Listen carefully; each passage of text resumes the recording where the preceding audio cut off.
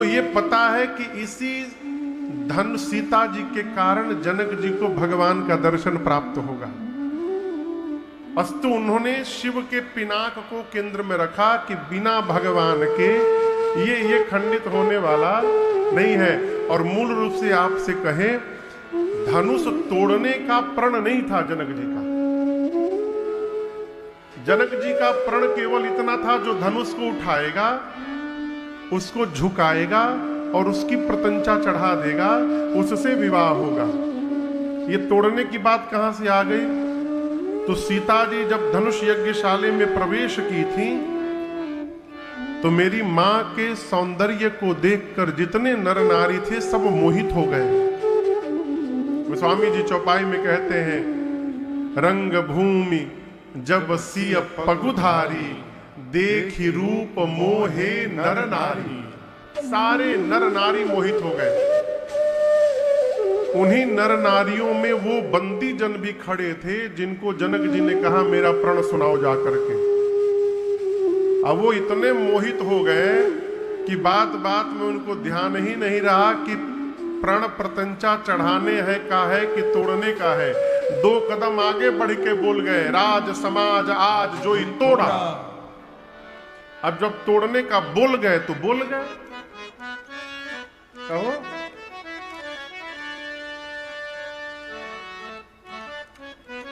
जनक जी का परिताप ये है कि इसी सीता जी के स्वयंवर से उनको भगवान का दर्शन प्राप्त होने वाला है। जब धनुष नहीं टूटा किसी से, तो जनक जी मन में सोचने लगे, क्या मेरे जीवन में भगवत दर्शन नहीं लिखा हुआ है? क्या मैं भगवान के दर्शन से वंचित रह जाऊंगा? ये परिताप है उनका। अस्तु गुरुदेव ने कहा, मेटहु तात जनक परिताप। राम जी उठे, सबको प्रणाम करके चले और कल आपने दर्शन किया। प्रभु ने वो किया जो कोई नहीं कर पाया। मां ने प्रभु के गले में जयमाल पहनाया। रघुबर उर जयमाल, देखि देव बरसहि सुमाना। सकुचे सकल भुवन, जनो बिलो की रवि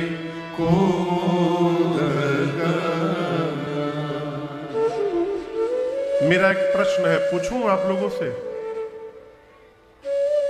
जिस धनुष को कोई राजा नहीं तोड़ पाए, उस धनुष को मेरे प्रभु ने कैसे तोड़ दिया?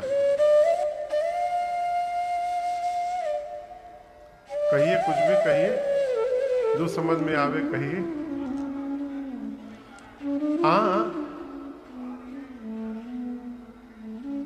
बुझात नहीं का कहल जाता।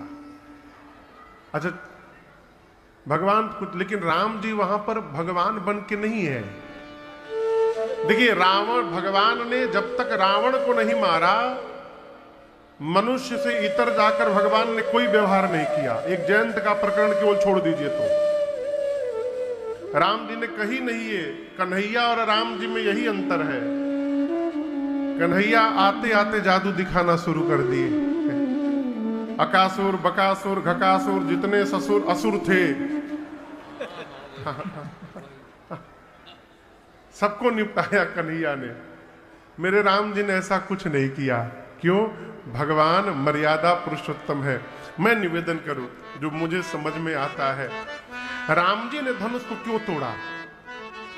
सबसे पहला कारण है, राम जी धनुष तोड़े नहीं है, राम जी को धनुष तोड़ने के लिए कहा गया है। जब आपका श्रेष्ठ आपसे कोई कार्य करने के लिए कह दे, फिर आपको नहीं करना पड़ता है। श्रेष्ठ का श्रीमुख वचन ही आपसे कार्य पूर्ण करा लेता है। आप समझ रहे मेरी बात को? राम जी धनुष तोड़ने गए नहीं है, भेजे गए हैं। किसने भेजा है? गुरुदेव भगवान विश्वामित्र जी ने भेजा है। इसलिए जीवन में कोई भी कार्य करिए तो अपने माता पिता से अनुमति लेकर के करिए। अपने श्रेष्ठ से अनुमति लेकर करिए, करना आप ही को है। लेकिन जब आप अनुमति लेकर करेंगे, हम अनुमति लेकर करेंगे, तो हमारे साथ साथ श्रेष्ठ का आशीर्वाद रहता है और वो असंभव को भी संभव करा जाता है। ये राम जी का स्वभाव है। आयसु मांगे करहि पुर काजा। ये राम जी का चरित्र है। क्या राम जी आयसु मांग करहि पुर काजा, राम जी आज्ञा मांग मांग कर व्यवहार करते हैं। और आपको बताऊं, सूचना देने में और आज्ञा मांगने में बड़ा सूक्ष्म अंतर है। अब जैसे पिताजी बैठे हैं, कल्पना करिए पिताजी बैठे हैं और आपको यहां से इंडिया गेट जाना है, ठीक? तो एक ये तरीका है, पिताजी हम इंडिया गेट जा रहे हैं।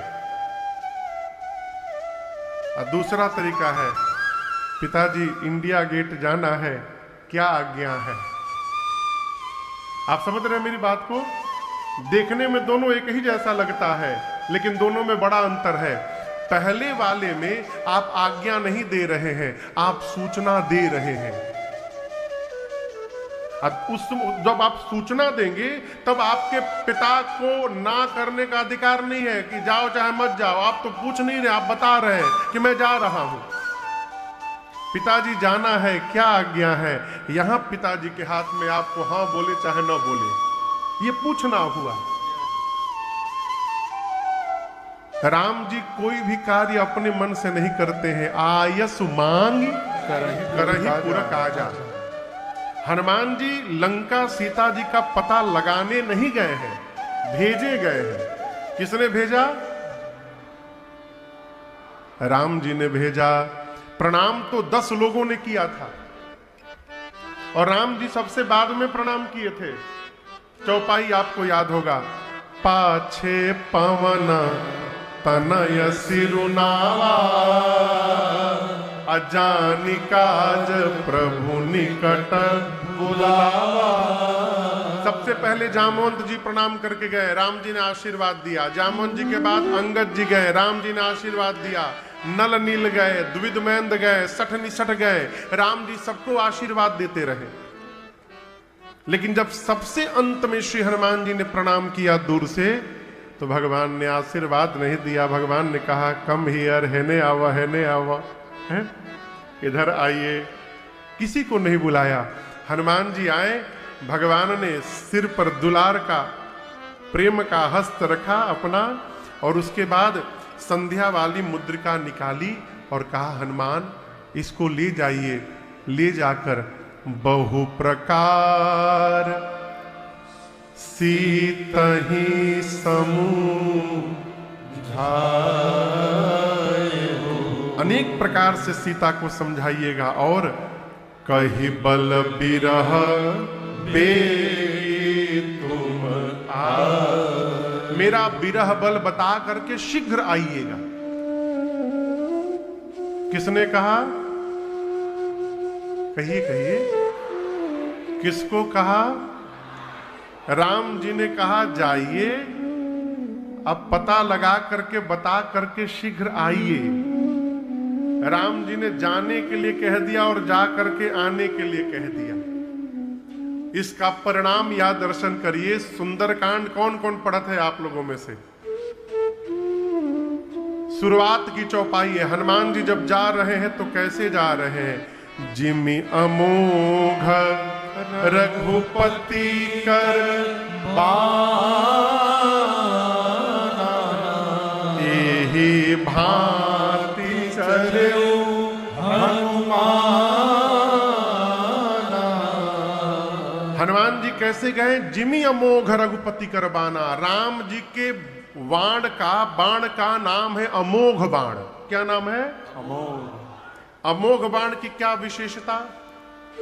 राम जी बाण चलाते थे तो वो बाण धनुष से निकलकर जाता था, अपने लक्ष्य को भेदता था, अब भेद करके वापस राम जी के पास चला आता था।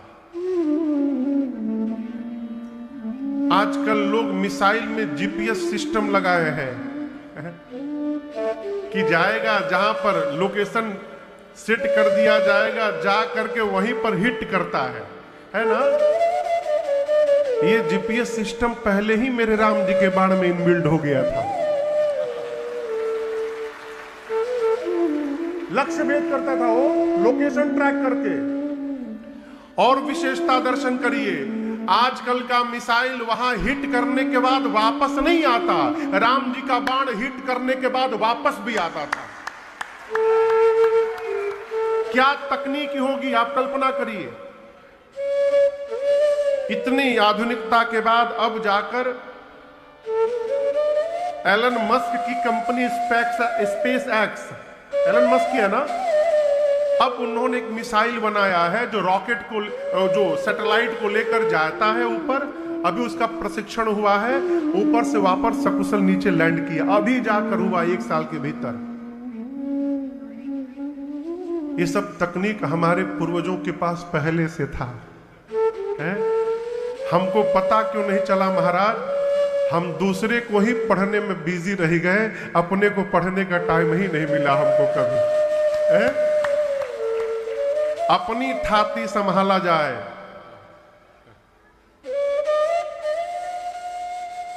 पढ़ना बुरी बात नहीं है, खूब पढ़ना चाहिए, लेकिन पहले अपने को पढ़िए। दूसरे को ठीक न किया जाए, अपने को ठीक किया जाए। हनुमान जी महाराज राम जी की आज्ञा से गए और राम जी की आज्ञा से वापस आए। उसी प्रकार राम जी यहां धनुष नहीं तोड़े, गुरुदेव भगवान विश्वामित्र जी का वचन राम जी को लेकर गया, धनुष तुड़वा कर वापस ले आए। दूसरी बात, राम जी गए तो केवल गए नहीं, प्रणाम करते गए।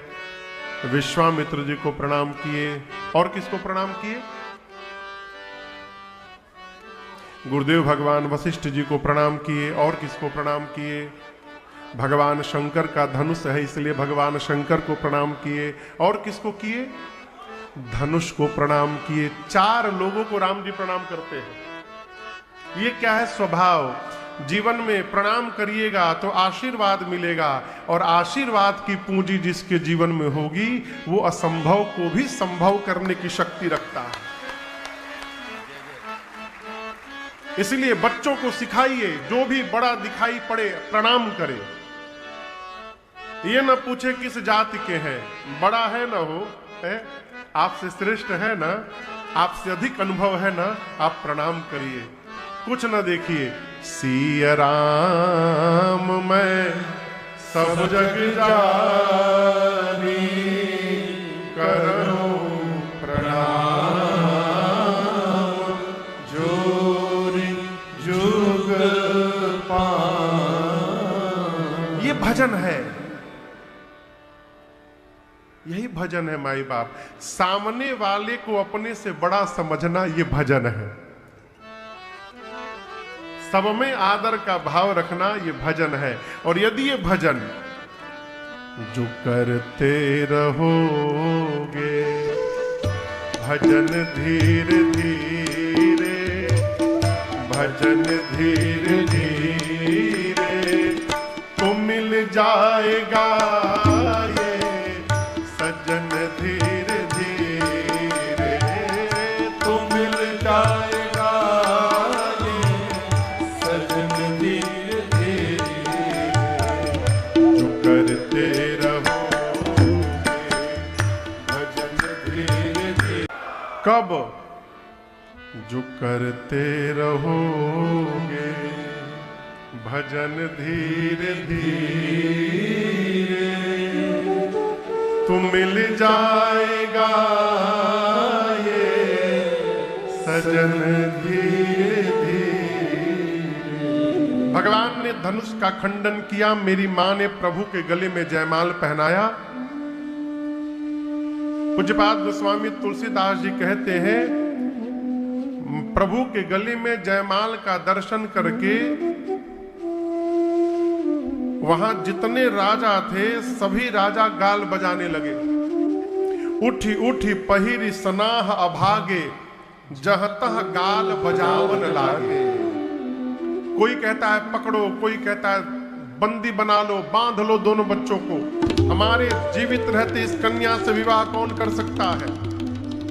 कोई कहता है यदि महाराज जनक सहायता कर दे तो इन दोनों बालकों को हम बंदी बना लेंगे। लक्ष्मण जी राम जी से बोले भैया ये राजा लोग हमसे मिलने के लिए बहुत बेचैन हो रहे हैं, यदि आज्ञा हो तो तनिक हम भेंट करके आ जाए। राम जी हाथ पकड़े, बोले शांत रहो, इन राजाओं को शांत करने के लिए एक बाबा जी चल दिए हैं।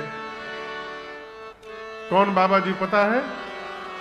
परशुराम जी। गोस्वामी जी कहते हैं ते ही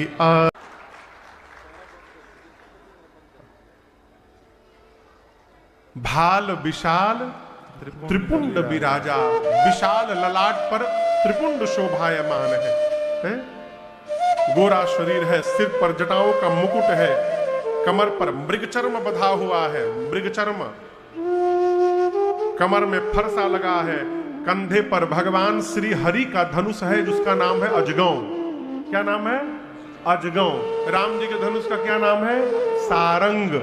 और शंकर जी के धनुष का नाम पिनाक। तो कंधे पर भगवान श्री हरि का धनुष है, उसका नाम है अजगौ। गोरा शरीर है, ऋष बस कछुक अरुण होइयावा। अरुण कहते हैं सूर्य भगवान उदित होते हैं, उस समय उनका जो रंग होता है लाल रंग, उसका नाम है अरुण। क्रोध के कारण गोरा मुख है इसलिए लाल हो गया है। गोरा आदमी का चेहरा लाल हो जाता है ना, कहते हैं क्यों चेहरा लाल हुआ है? तो परशुराम जी का मुख क्रोध के कारण लाल हो गया है। पहुंचे हैं सभा में और यहां दर्शन करिए, जैसे परशुराम जी को राजाओं ने देखा, सारे राजा व्याकुल हो गए, लाइन लगा के खड़े हो गए सारे राजा परशुराम जी के आगे। और गोस्वामी जी कहते हैं खड़े होकर बारी बारी से आकर पितु समेत कही कही निज नामा, लगे करन सब दंड प्रणामा, लगे करन सब दंड प्रणामा। सारे राजा लाइन से खड़े हो गए, अपने अपने बाबूजी का नाम ले लेके प्रणाम करने लगे, दंडवत करने लगे हो। प्रणाम करके सब राजा किनारे जाके कतार में खड़े हो गए, आपस में बात करते हैं। यदि हमको पता रहता कि बाबा जी यहां आने वाले हैं, हम सपने में भी यहां नहीं आते।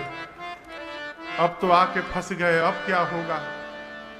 सारे राजा अपना अपना धनुष बाण छिपा छिपा के खड़े, कहीं बाबा जी देख न ले हम धनुष लिए हैं, है? जनक जी महाराज आकर के दंडवत किए हैं, सीता जी को बुला करके प्रणाम कराया है। परशुराम जी ने मेरी मां को आशीर्वाद दिया। अब देखिए, अब विश्वामित्र जी जाकर परशुराम जी से मिले हैं। अपने तो मिले ही, साथ में राम लक्ष्मण जी को बुलाए, अब बुला करके प्रणाम करवाया। यहां गोस्वामी जी कहते हैं जैसे राम जी पर दृष्टि गई, राम ही चितई रहे थकी लोचन, रूप अपार मार मद मोचन।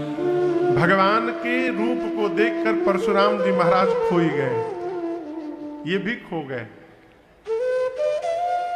थोड़ी देर बाद जब याद आया कि मैं यहां पर क्यों आया हूं, तो देखिए जान सब रहे हैं कि धनुष टूट गया है। गोस्वामी जी लिखते हैं पूछत जान अजान जिम, जानते हुए अनजान बन के प्रश्न कर रहे हैं। ये कथा चल रही है सांवरिया सेठ चैरिटेबल ट्रस्ट खानपुर दिल्ली संस्था के तत्वावधान में। परमिशन लिया गया है, पूछ रहा हूं समिति के लोग कहां हैं? परमिशन लिया गया है रिटर्न में। ये कथा चल रही है, इसका सरकार से अनुमति लिया गया होगा लिखित में, तब ये आयोजन चल रहा है, ठीक ना?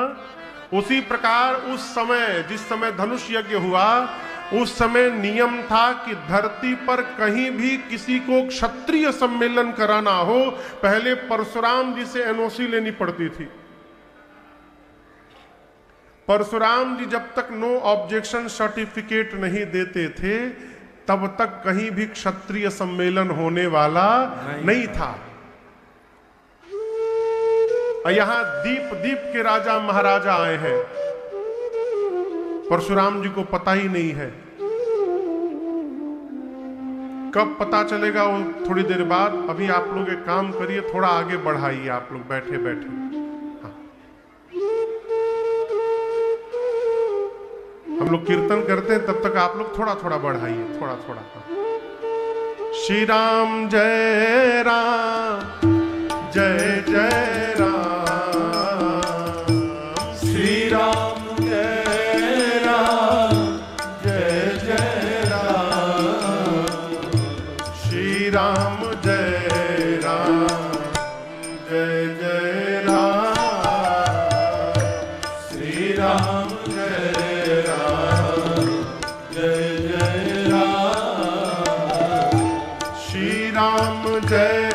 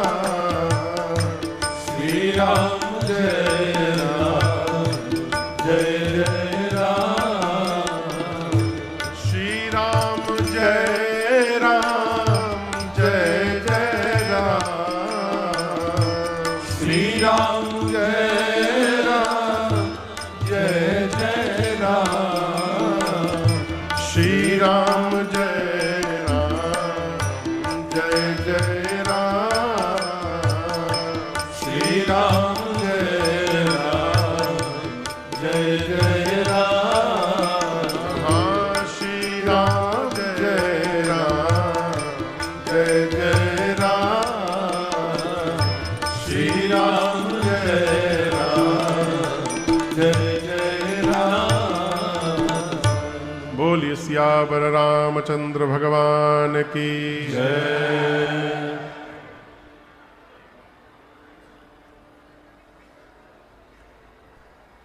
ये थोड़ा भैया बीच का ना हलचल कम करवाइए।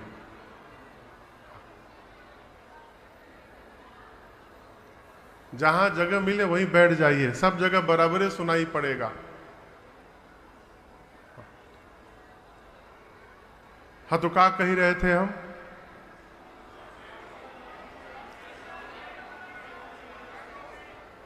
वही कह रहे थे जो आप लोग कह रहे हैं।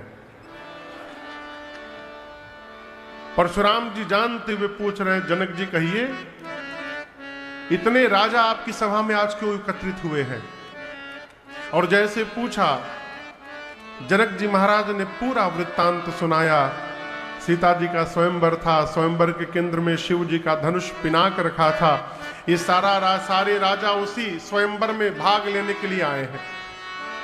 गोस्वामी जी कहते हैं कि जैसे परशुराम जी सुने कि शिव के पिनाक का खंडन हो गया, देखे चाप खंड मही डारे, टूटा हुआ भाग भी दिखाई पड़ा। गोस्वामी जी कहते हैं पूरा शरीर क्रोध में कांपने लगा परशुराम जी का। बोले, हे जड़ जनक, निकाल करके बाहर करो, किसने शिव के पिनाक को तोड़ा है, नहीं तो जहां तक तुम्हारी राज सत्ता है वहां तक की धरती पलट दूंगा। जनक जी महाराज थर थर कांपने लगे, अब क्या होगा। जिन जिन राजाओं से धनुष हिला तक नहीं था, एक राजा अपने बगल वाले राजा से बोले हैं, हम जानते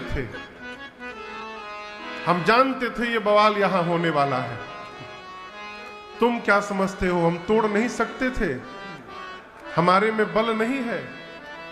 हम जानबूझकर गए और नाटक करके चले आए। कौन आफत ले, यदि हमसे धनुष टूट गया होता तो आज ये बाबा जी हमको तोड़ देते। हम जानबूझकर नहीं तोड़े, हमारी दूरदर्शिता थी। सब राजा ऐसे अपना अपना बखान कर रहे हैं, हम भी जानबूझ के नहीं तोड़े। जनक जी महाराज कांपने लगे डर के मारे। परशुराम जी कहते हैं धरती पलट दूंगा, आपकी सत्ता समाप्त कर दूंगा, निकाल करके बाहर करिए जिसने पिनाक का खंडन किया है। सबको भय में देख करके मेरे राम जी आगे आए हैं और आगे आकर राम जी ने बड़ी विनम्रता से प्रणाम करके कहा यहां दर्शन करिए। ये नहीं बोला कि मैंने तोड़ा है, क्या बोला, नाथ शंभु धनु भंजन हारा, नाथ शंभु धनु भंजन हारा, होई के एक दास तुम्हारा,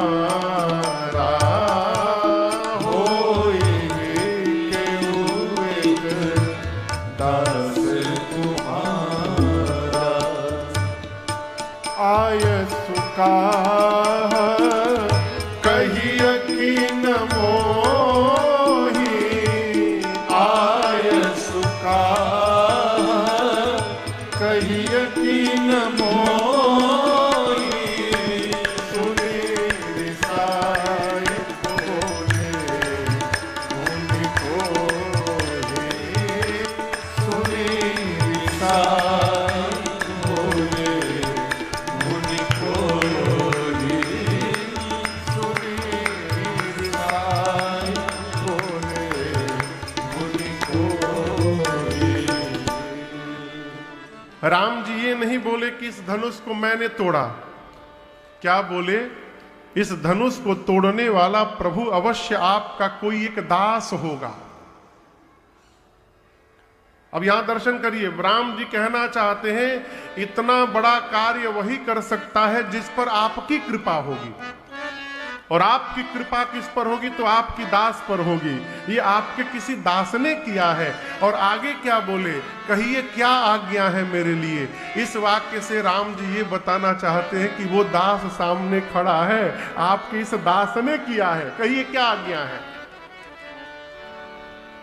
ये भगवान की कथा कहती है दिन भर बकरी नियर मैं करने से बचा जाए।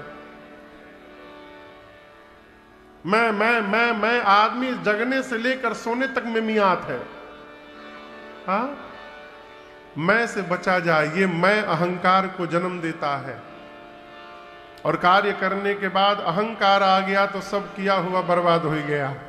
अभी मैं किसी से कह रहा था कि कितना भी सुंदरकांड याद क्यों ना हो, लेकिन पढ़ने जाइए तो पुस्तक देख देख के पढ़िए। क्यों, बुरा ना मानिएगा, जिसको याद होता है ना पूरा सुंदरकांड, वो जब कहीं पढ़ता है लोगों के बीच में तो जोर जोर से बोलता है, जामवंत के वचन सुहाए, सुनी हनुमंत हृदय अति भाए। बोलता भी और सबका मुंह भी दिखता है कि लोग जाने कि हमको याद है, हम बिना देखे पढ़ रहे हैं। ये अभिमान है, इससे बचा जाए। राम जी कहते मैंने नहीं तोड़ा, ये आपके किसी दास ने तोड़ा, कहिए क्या आज्ञा है। परशुराम जी बोले राम, ये जिसने तोड़ा है वो दास नहीं, वो सहस्त्र बाहु के समान शत्रु है। निकाल करके शीघ्र उसको बाहर करो इस भीड़ में से, इस लाइन में से, न तमारे जई हई सब राजा। परशुराम जी क्या बोले, ये जितने राजा खड़े हैं उन्हीं में से किसी ने तोड़ा होगा ना, जो तोड़ा है बाहर निकले, नहीं तो जितने राजा हैं सबको मार दूंगा। अब राम जी कैसे बताएं कि मैं बोल रहा हूं कि मैं ही तोड़ा हूं, आज्ञा करिए। बाबा जी समझ में ही नहीं आ रहा इनको। जितने राजा खड़े थे आपस में सब लगे बात करने, बताओ ये कोई ढंग होता है? राम जी को धीरे सीधे सीधे कहना चाहिए, मैंने तोड़ा है, मैंने तोड़ा है। बात को घुमा रहे हैं, आपके किसी दास ने तोड़ा है। ये बाबा जी समझ ही नहीं पा रहे कि वो दास सामने ही खड़ा है। एक राजा ने उस राजा से कहा, एक काम करो, तुम जाके बता दो, तुम जाके बता दो कि राम जी ने तोड़ा है। उस राजा ने कहा अच्छा हम जाके बता दें। बाबा जी बोल रहे हैं कि जिसने धनुष तोड़ा है लाइन छोड़ के आगे आवे।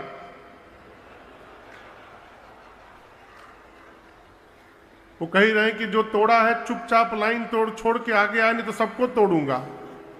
अब तुम कह रहे हो कि हम जाके बता दें, हम बताने के लिए लाइन में से बाहर निकलेंगे। अब वो जैसे देखेंगे समझ जाएंगे लगता है आगे आया है इसी ने तोड़ा है। हम उनके पास पहुंचे उसके पहले वो हमको मार देंगे। हम इतना बड़ा रिस्क उठाने वाले नहीं हैं। मरेंगे तो सब मरेंगे, हम अकेले नहीं मरने वाले। अब राम जी चुपचाप खड़े हैं, अब कैसे बतावें। लक्ष्मण भैया समझ गए कि मेरे भैया से बाबा जी की जोड़ी बन नहीं रही है ठीक से। लक्ष्मण भैया आगे आए और राम जी को प्रणाम करके बोले, भैया मैं हैंडल करूं सिचुएशन थोड़ा। तो लक्ष्मण जी आगे आए और यहां दर्शन करिए। गोस्वामी जी इतना अद्भुत संकेत करते हैं, सुनी मुनि बचन लखन मुस्कान। परशुराम जी की बात सुनकर लक्ष्मण जी मुस्कुराने लगे। अब कल्पना करिए कोई आदमी बहुत क्रोध में हो,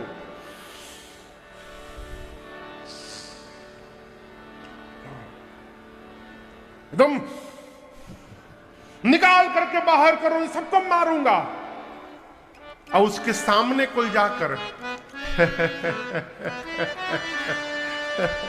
क्या होगा, क्या होगा? उसका क्रोध और भड़क जाएगा। परशुराम जी के आगे जाके लक्ष्मण जी मुस्कुराने लगे। अब मुस्कुरा करके बोले, हम एक बात बोलना चाहते हैं। आप धनुष के टूटने के बाद आए हैं ना, लेकिन आपको पता ही नहीं बहु धनु ही तोरी लरिकाई, परंतु कबहु न असर कीन्हा गुस्सा। लक्ष्मण जी बोले कि मैं जब छोटा था तो रोज एक धनु ही तोड़ देता था, बहु धनु ही तोड़ी लड़िकाई।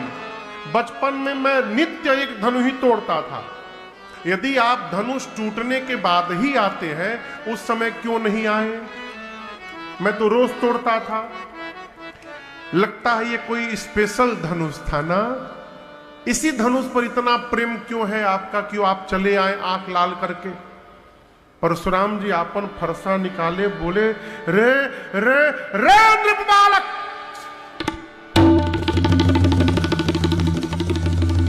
तू नहीं बोल रहा है, लगता है तेरे मुख से तेरा काल बुलवा रहा है।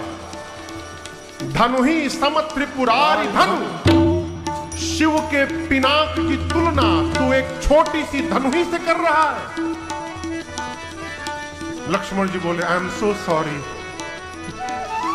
लेकिन एक बात बताइए, धनु ही हो चाहे बड़का धनुषा हो, दोनों का काम एक ही है, बाण चलाना।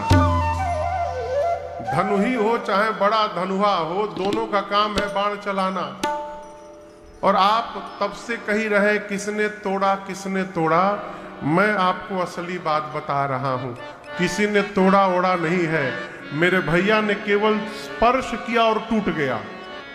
छुअत टूट रघुपति ही न दोषु, मुनि बिनु काज करिय कतरोसु। बिना मतलब में आप अपना टेम्पर हाई किए हुए हैं, किसी ने तोड़ा ओड़ा नहीं है, भैया छुए टूट गया।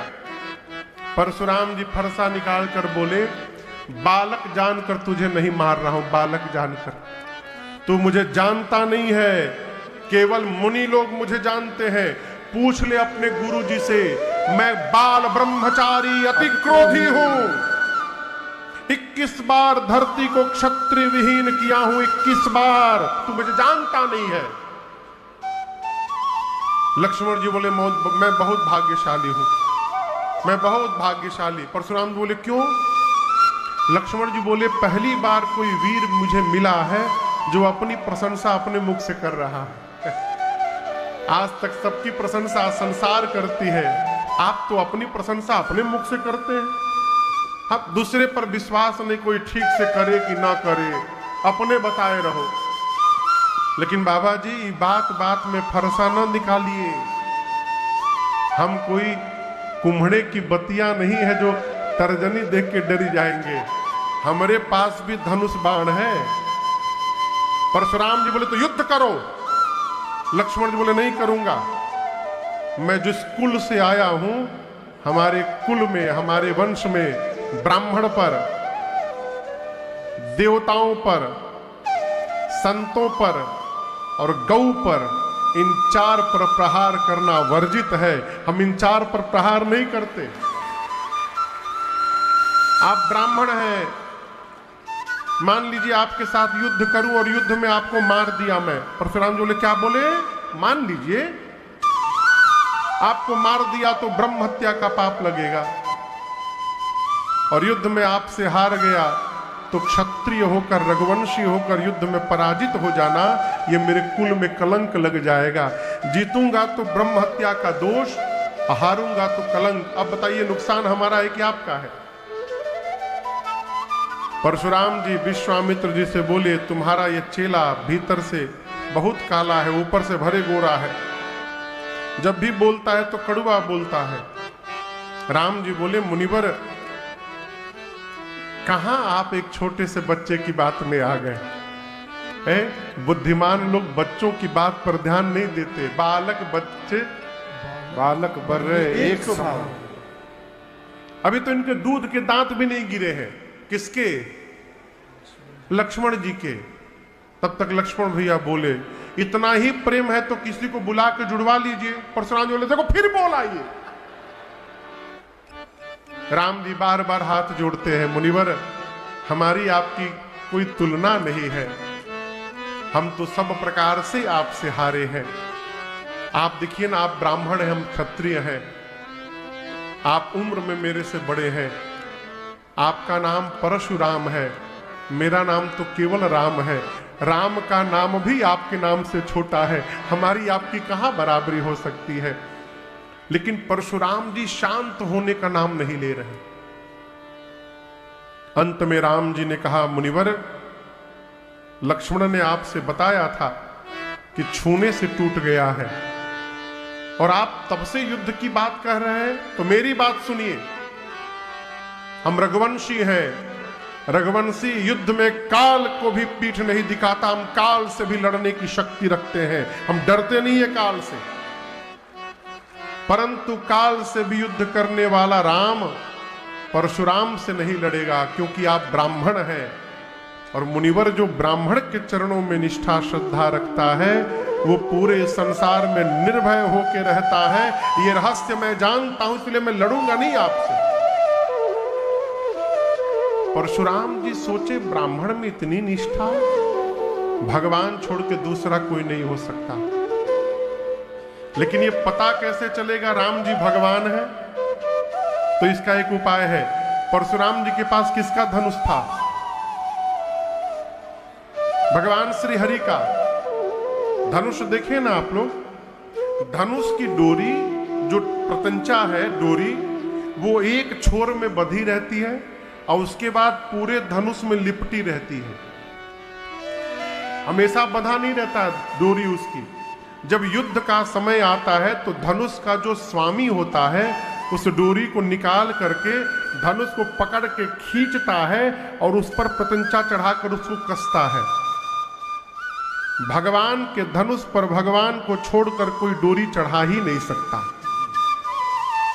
परशुराम जी सोचे यदि ये राम भगवान होंगे तो इस अजगौ की प्रतंचा चढ़ा देंगे और मुझे पता चल जाएगा। तो बोले राम रमापति कर धन लेहु, खैचहु मिटै मोर संदेह। राम ये श्रीहरि का धनुष है, लीजिए खींचिए, प्रतंचा चढ़ाइए और मेरे संशय को समाप्त करिए।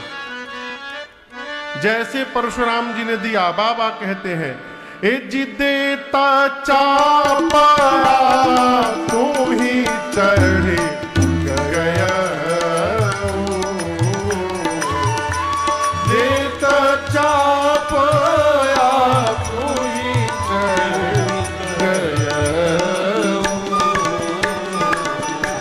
परशुराम मन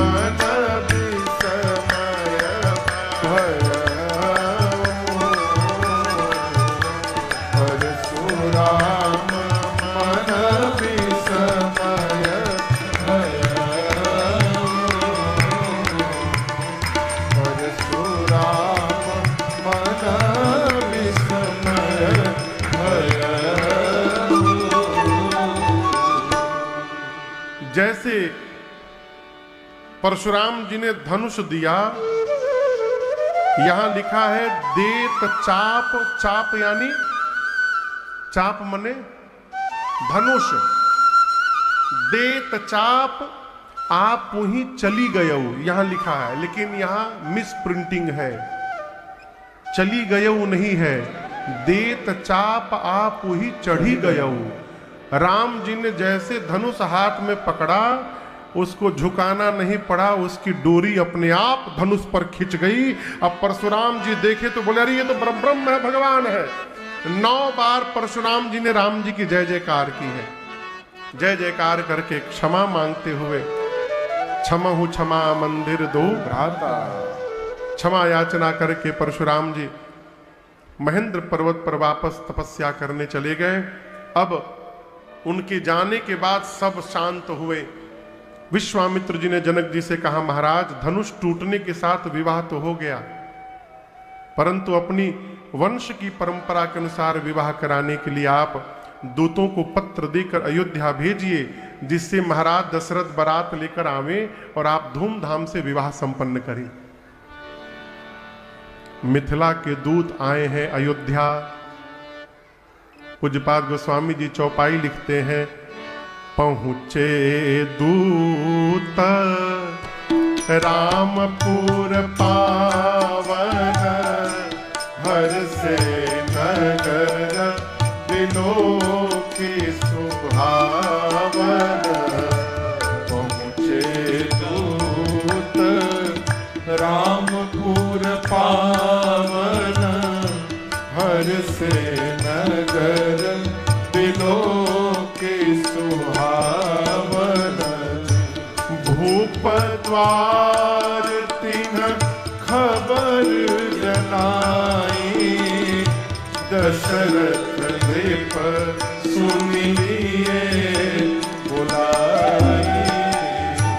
भूप द्वार तिन्ह खबर जनाई, दशरथ नृप सुन लिए बुलाई। बाबा कहते हैं मिथिला के दूत अयोध्या पहुंचे। पहुंचे दूत कहां पहुंचे? रामपुर पावन, राम जी की पावनी नगरी में पहुंचे। जाकर कैसा लगा? हर से नगर बिलोकी सुहावन। सुहावनी अयोध्या का दर्शन करके मिथिला के दूत हर्षित हो गए। यहां दर्शन करिए, एक ही चौपाई में गोस्वामी जी कहते हैं अयोध्या पावन भी है और अयोध्या सुहावन भी है। और पिछले 1 साल में तो अब और सुहावन हो गई है अयोध्या, है क्या बात। पूरा कायाकल्प हो गया अयोध्या का। जो जो नहीं पहुंचा जाकर दर्शन करे। इस बार कितनी दिवाली दीप जले थे वो दिवाली को? 24 लाख। 24 की 25 दीप अयोध्या में 24 लाख। इस बार दिवाली के एक दिन पहले 24 लाख दिए जलाए गए थे अयोध्या में। बाबा जी बैठे, हर सलिए बढ़ी रहा है? अयोध्या तीनों लोक से नारी, देखिए 7 पुरियां हैं। 7 पुरियों में अयोध्या को भगवान का मस्तक बताया गया है, अयोध्यापुरी है। हमारे पूज्यपाद गुरुदेव भगवान कहते हैं, श्री चित्रकूट सरकार, जानते हैं ना जगत गुरु भगवान को, चित्रकूट सरकार है, ये गुरुदेव भगवान की रचना है। अयोध्या अरे त्रिभुवन विदिता अवध जे करनौआ,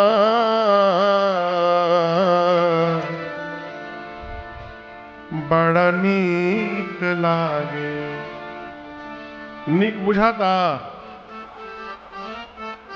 अरे नीक लागे राम, बड़ा नीक लागे राघव जी के गौआ, बड़ा नीक लागे राघव जी के गौआ। लागे। त्रिभुवन विदिता अवध से कर नौआ, त्रिभुवन विदिता अवध से कर नौआ।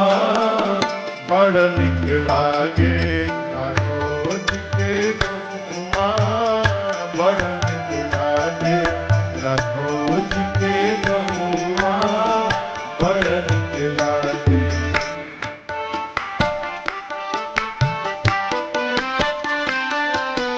जहाँ ब्रह्म राम शिशु गलियन में खेले, जहाँ ब्रह्म राम गलियन में खेले। अजूरी न भरी भरी धूरी सिर मेले, अजूरी न भरी भरी धूरी सिर मेले। जहाँ न कहूँ गए हाय, जहाँ न कहूँ चले कली दाप दुआ, बड़ निक लागे राघोज, बड़ निक लागे राघोज के गौआ, बड़ निक लागे।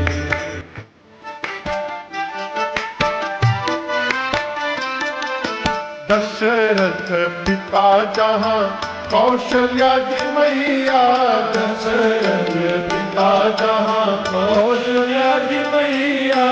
भरत लखन रिपुहन भल भैया, भरत लखन त्रिमोहन भल भैया। राम राम रटे जहाँ हाय, राम राम रटे यहाँ कोयल और कौआ, बड़ निक लागे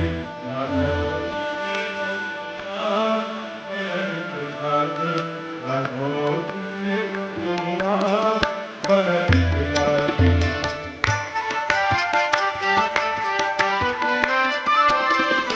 सीता महारानी जहाँ रामचंद्र राजा, सीता महारानी जहाँ रामचंद्र राजा। हनुमान परिकर वैष्णव समाजा, हनुमान परिकर वैष्णव समाजा। राम भद्राचार्य के हाय,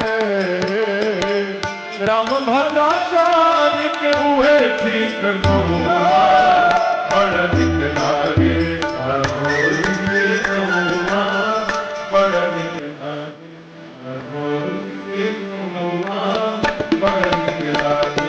त्रिभुवन विदिता अवध से कर नौआ। त्रिभुवन विदिता अवध से कर नौआ। बड़ निक लागे राघोज के गौआ, बड़ निक लागे राघोज के गौआ, बड़ निक लागे राघोज के गौआ, बड़ निक लागे।